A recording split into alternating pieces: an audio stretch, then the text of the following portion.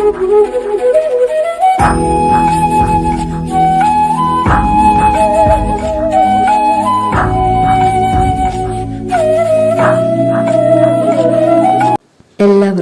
നമസ്കാരം. നമ്മുടെ ചിന്തയും പ്രവൃത്തിയും എല്ലാം എപ്പോഴും ഭഗവാൻ കാണുന്നുണ്ടാകുമോ? തീർച്ചയായും കാണുന്നുണ്ടാകും. ഓരോ നിമിഷവും നമ്മൾ എന്താണ് ചിന്തിക്കുന്നതെന്ന് ഭഗവാൻ അറിയാം. നമുക്ക് എന്താണ് വേണ്ടുന്നതെന്നും അത് എങ്ങനെയാണ് നൽകേണ്ടതെന്നും ഭഗവാന് കൃത്യമായി അറിയാം. ഒരു ഭക്തന്റെ കൃഷ്ണാനുഭവമാണ് പറയുന്നത്.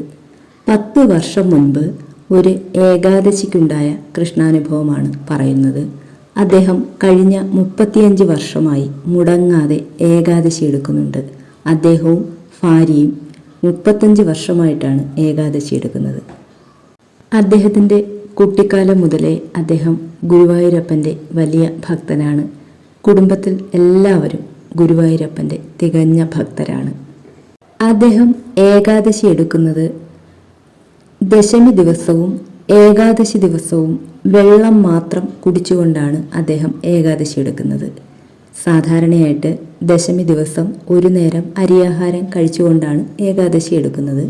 എന്നാൽ അദ്ദേഹം ദശമി ദിവസവും ഏകാദശി ദിവസവും ഈ 2 ദിവസവും വേറെ ആഹാരങ്ങളൊന്നും കഴിക്കാതെ വെള്ളം മാത്രം കുടിച്ചുകൊണ്ടാണ് ഏകാദശി എടുക്കുന്നത്. തലേ ദിവസം ഒരിക്കലോടുകൂടി വ്രതമെടുത്തിട്ട് ഏകാദശി ദിവസം ഒന്നും കഴിക്കാതെ വ്രതമെടുക്കുന്ന ധാരാളം ഭക്തരുണ്ട്. തലേ ദിവസം ഒരിക്കലെടുത്തിട്ട് ഏകാദശി ദിവസം ഒരു നേരം മാത്രം എന്തെങ്കിലും കഴിച്ചുകൊണ്ട് വ്രതമെടുക്കുന്നവരുമുണ്ട്. വെള്ളം മാത്രം കുടിച്ചുകൊണ്ടെടുക്കുന്നവരുമുണ്ട്. അതൊക്കെ ഓരോരുത്തരുടെ സൗകര്യമാണ്. ഈ ഭക്തൻ 2 ദിവസവും വെള്ളം മാത്രം കുടിച്ചുകൊണ്ടാണ് ഈ 35 വർഷമായിട്ട് ഏകാദശി എടുക്കുന്നത്.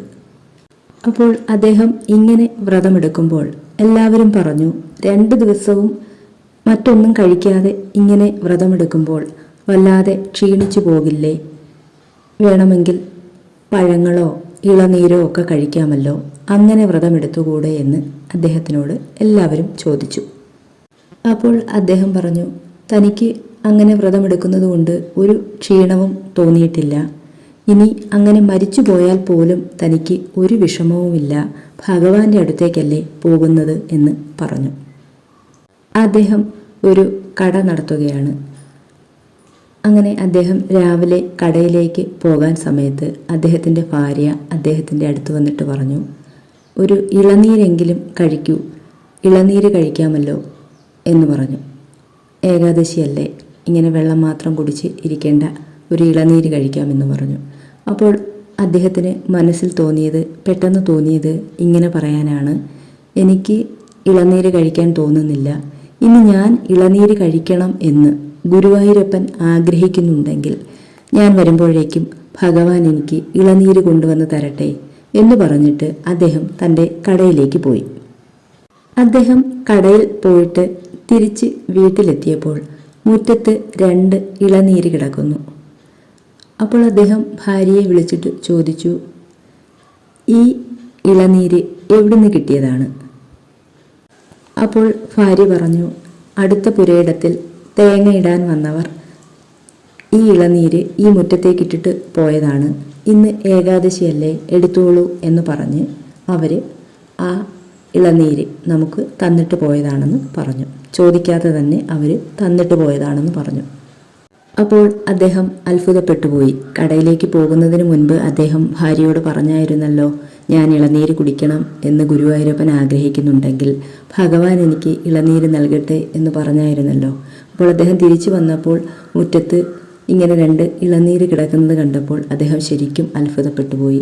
താൻ പറഞ്ഞത് ഭഗവാൻ കേട്ടല്ലോ എന്നോർത്തപ്പോൾ അദ്ദേഹത്തിൻ്റെ കണ്ണുകൾ നിറഞ്ഞുപോയി.